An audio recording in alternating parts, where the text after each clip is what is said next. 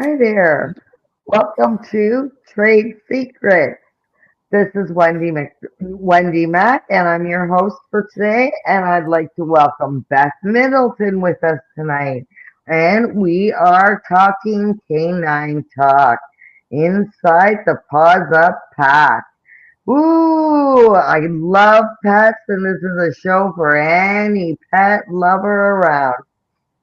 So, welcome to Trade Secrets, and I'm your host, Wendy Mack. Welcome, Beth. Beth is the founder of Pawz Up Play in Burlington, Ontario. Throughout her career, she has built and led teams across multiple industries, including helping grow a startup software company from the ground up to acquisition. Known for her focus on values, culture, and strong leadership, Beth creates environments where people can do their best work. She founded Pawz Up Play to bring that same intentional approach to dog daycare, creating a structured throughout thoughtful space for dogs and peace of mind for the people who love them, for all pet lovers. This episode is dedicated to Beth's brother, who's deceased and rest in peace, and he created the logo for Beth's company. She'd also like to dedicate this segment to all of her team for their hard work and dedication. Welcome, Beth. Absolutely. Thank you for joining us. Glad you could be here. Thank you so much for having me, Wendy. I think this is awesome, and congratulations on your inaugural. This is super exciting, and I can't wait to see all the episodes that you come up with and all the interesting people around Burlington that you get to talk to. So thank you so much. Thank you, and thank you for being our very first guest. It's great to have you here. And there's no better topic to talk about than our beloved pets, right? Especially for all those Absolutely. pet lovers out there. So let's talk about scaling a startup from a single location to a corporate vision. So what is your vision for your company going forward and in the future? So the vision for Pause Up is that we want to become a national brand. So we're starting in Burlington, and the plan is to carefully and thoughtfully expand as we see the need in different areas. The trick is not going too fast, because you can overextend yourself, and not go too slow so that you miss the opportunity of folks that desperately want a new daycare in their area. That's great. Wonderful. Why don't you give us a little bit of background about yourself? You talk about female leadership, women in business. So it sounds like you might be an advocate for women who are trying to get into business themselves. I am absolutely an advocate for women that want to get into business. I have been in many different industries. I've worked for companies like British Airways. I have worked for small organizations. I've worked for an ad agency. I have been in a lot of different environments. And in all of them, they were male driven. And it's not a bad thing. I personally don't hate men, happen to love men. But you get a very different perspective sometimes when you allow a woman into the boardroom. You sometimes, not the maternal instinct, because that's not what you want in a business scenario necessarily, but just bringing a little bit of that culture and compassion that can sometimes be missing in a very heated boardroom. And the ability to just say, hey, get that this is really important for the business. Here's the effect it could potentially have on the people. And so sometimes just being able to allow that voice in is super important for companies to get different perspectives. I also think that women traditionally make really solid decisions. It's not necessarily off the cuff. It's not necessarily over-researched, but a really wonderful balance of knowing, their lane, understanding their expertise, and being able to give thoughtful and insightful and important input into the discussions. Absolutely. And it's been such a male dominated population for so long now, right? It's so great to see more and more women getting involved, and especially into the business aspect and going out and doing something of their own and stepping away from the norm of working for somebody else and creating something wonderful, right? So it's an Yeah, empowerment for all those women out there, right? yes, props to them. Yeah, yeah, and you're an example of that. Good for you. Thank you. Let's talk about the pet boom. What happened during the pet boom and where did that come from? So the pet boom started in 2019, 2020 when we all got sent home for COVID. And because we were all working from home and because we had sort of a different spatial awareness of our day, it came to a lot of people that, oh my God, this is the perfect time for me to adopt a pet. Because I'm home, I can train, I can let them out, they're not going to be alone. You know, I'm here all day. It's the perfect time to do this. And so during COVID, we had an awful lot of folks go out and adopt potentially their first furry friend or scaly friend or fishy friend. And it was just really sort of amplified because the pandemic went on longer than anybody ever expected it to. You know, I mean, we hit like these incredible numbers, like 12 months and 18 months, where people still weren't fully integrated into public. And so it became a real opportunity for people to go and adopt those pets that they've always wanted. Absolutely, absolutely. And they do so much for our mental space as well, right? They're so good for our mental health. You have no idea, especially during the COVID period. I know all the people who suffered through loneliness, depression, and everything, feeling so isolated. So they always say thank God for their pets because they don't know where they would have been without them, right? Now, They are a comfort. Pardon me? I said they are a comfort. Yeah, yeah, absolutely. Absolutely. Now, for your business, tell me about some of the things. You accept all breeds of dogs, right? Yes. So at Pawz at Play for the dog daycare, our methodology is about introducing a dog to the pack. We don't have breed preferences. We don't have breed bans. What we're looking for is how comfortable the dog is in the environment with the pack. So if somebody has a Staffy, we love Staffies. If somebody has a Rottie, we love Rotties. Somebody has a Chihuahua, we love Chihuahuas. You know, I have a Golden Retriever, we love Golden Retrievers. So we are dog agnostic. Right. So how do you, what do you do with them during the day? What would a typical day of look like with a dog in daycare? So at Pawz Up, we have intentionally designed the day to entertain the dogs so that they get motion stimulation, so they get emotional stimulation, they get some downtime, they get some free play. So what a day typically looks like is a dog comes in the morning, they have some free play while everybody's getting checked in and getting settled in. Then we will do some, maybe a little bit of maybe recall, make sure the dogs know their names so that while we're working with them during the day, they're paying attention. Then everybody gets a short outside walk. We do them in small groups. And then we will do an event period. And that's going to be agility. It's going to be a sniff adventure. It's going to be maybe the ball pit comes out. We do all sorts of different stuff for the dogs. And then they get a rest period. And we actually have mats. We put them out and the team actually sits on the mats with the dogs and everybody's kind of chills and they'll be like that for an hour or so. And then all of a sudden they'll start perking up again, and it's time to play and enrich again. Right. And then it's time to get picked And up, and it's like, oh.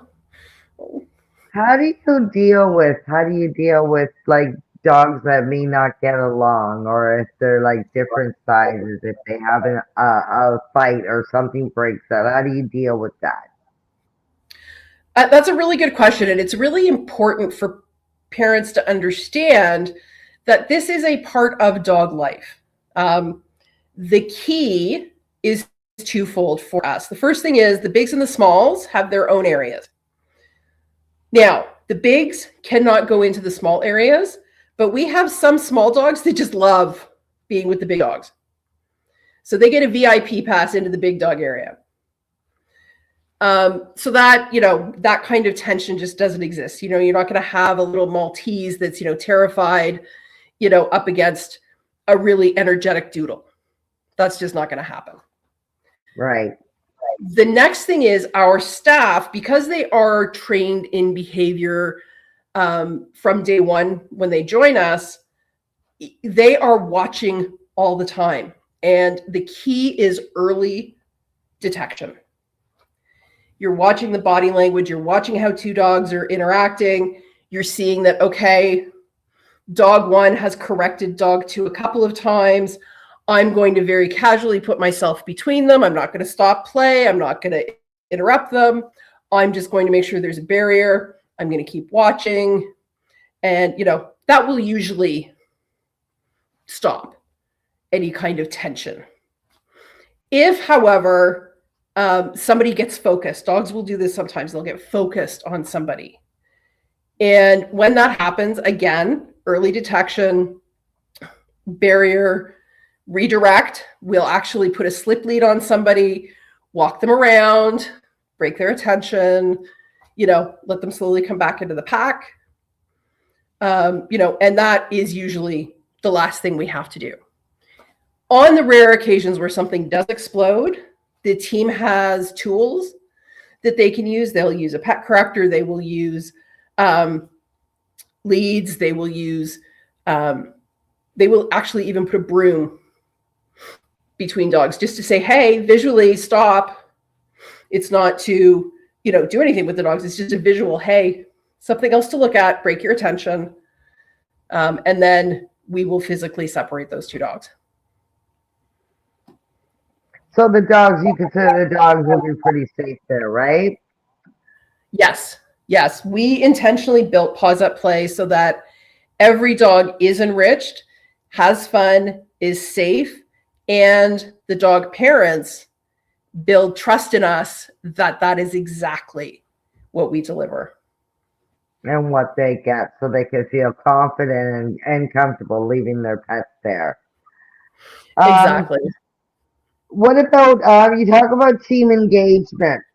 Do you have, what are the qualifications of your team members that are with your company? Absolutely, that's important. And we were very careful. I hired the manager, the location manager first.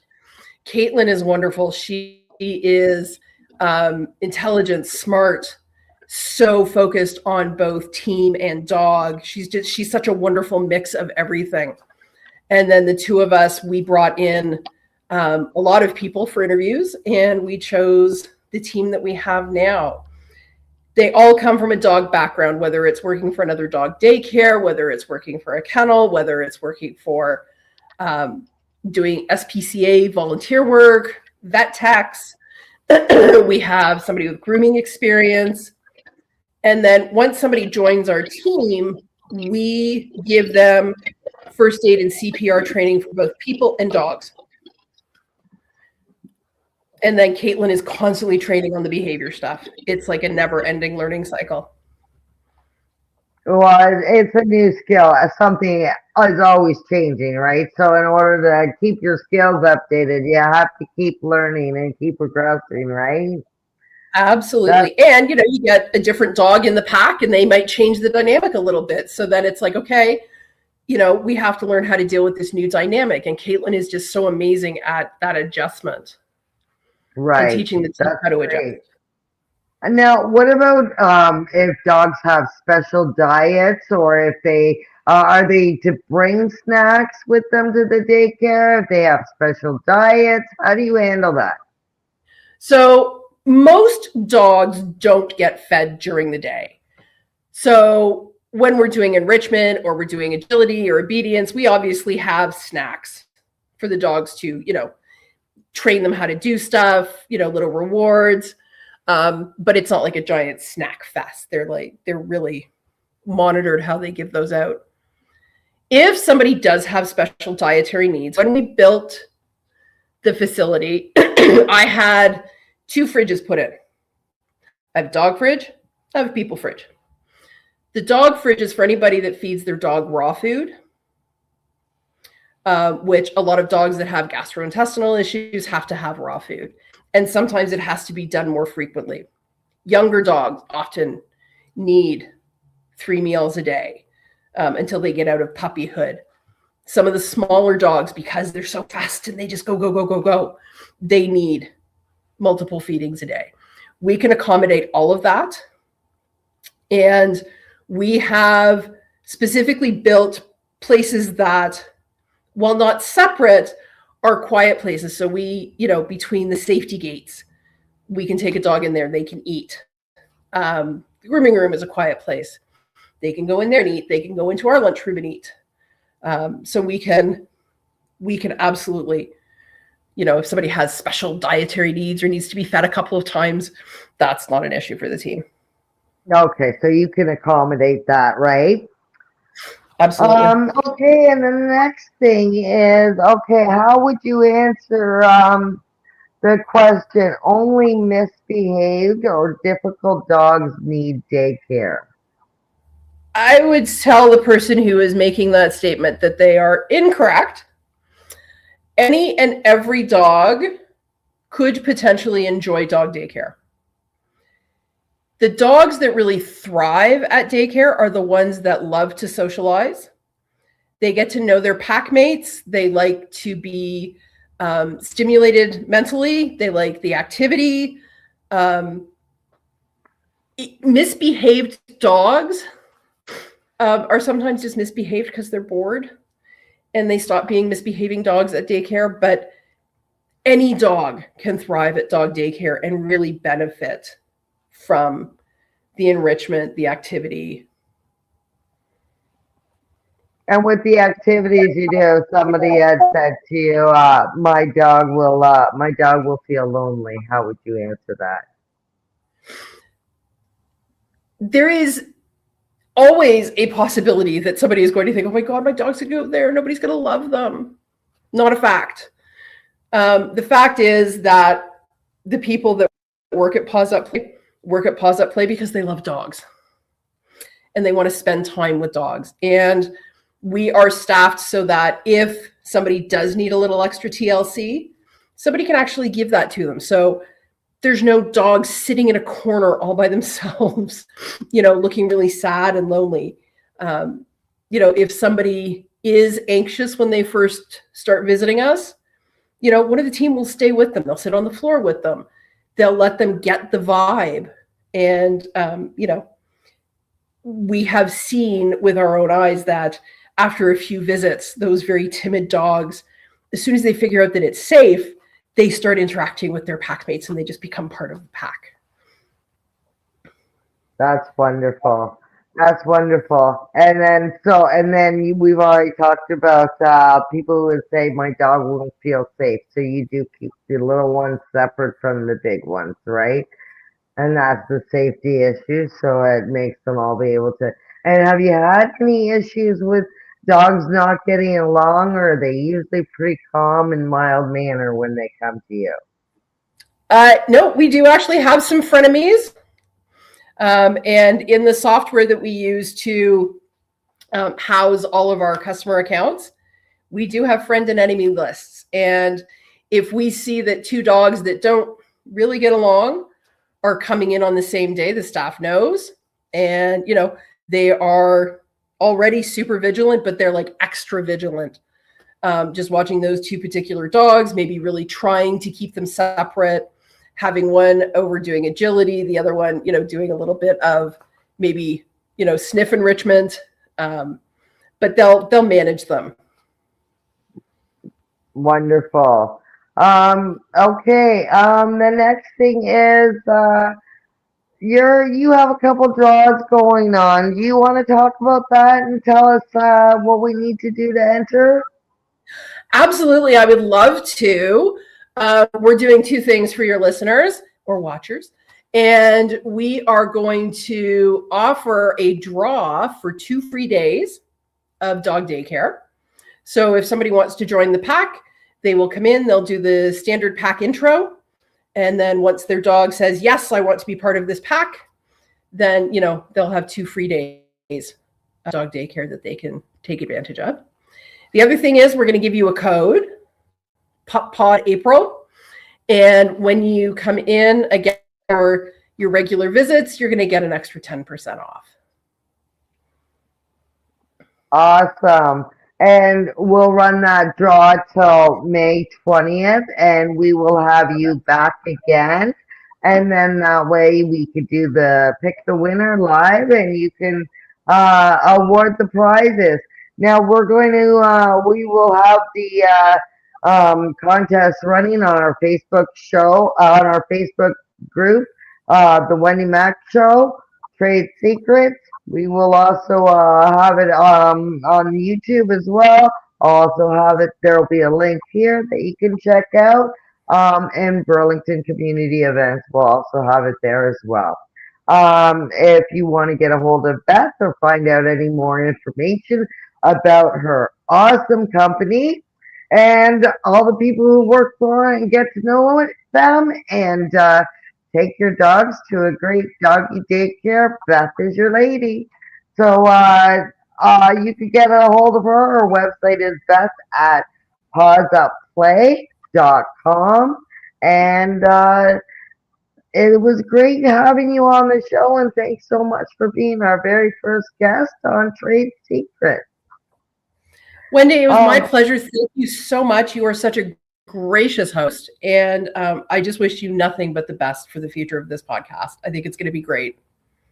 Thank you. Thank you. You want to hang back for a few minutes, and then we'll have a chat when I end the stream. In community news, we just want to talk about a couple national days that are happening. This is a pet show, so to all the pet lovers out there, we're acknowledging National Pet Day, April 11th. We've just missed it, but it's never too late to celebrate. Every day is a celebration. And National Dog Parent Day, April 19th. All you pet lovers out there, enjoy your pets. National Garlic Day, Chinese Language Day. Our thoughts go out to Oklahoma bombing as it's the commemoration day, National Cheddar Fries Day, and Serendipity Day recognizes and embraces happy, unexpected accidents and fortunate discoveries in life, which we all need.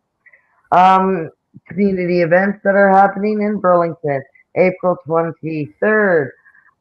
Spring Print and Sip. Create something beautiful. Be guided in printmaking workshop. Supplies, snacks, and wines would be included. That's at 1308 Lakeshore Road, Oakville. OakvilleGalleriesGood.com. Get in touch with them to get your tickets. Earth Day cleanup at Brawny Park. All ages welcome. April 25th, get together. Bring some friends and let's clean up the park and do what we can do to keep Burlington beautiful. April 25th is recognized National Parental Alienation Day. If you're not familiar with that is a subsidiary to child abuse recognition. That is a subject that's very close to my heart. It's when in a high conflict separation or divorce, one parent manipulates and turns the child against the other parent, which previously had a loving and strong bond. And that bond is severed. So get your friends together, blow bubbles. We have our ceremony, Bubbles of Love. We blow bubbles for all of our children Grandparent Alienation Day will be June 14th, and June 13th is Elder Abuse Day. So we will recognize all of our elderly people those days as well. Thank you so much for tuning into Trade Secrets. I'm your host, Wendy Mack, and it's where we're spilling all the secrets. Have a good night, and don't forget to like and share our Facebook page and our stream. Good night, everybody. Thanks, Wendy. Thank you.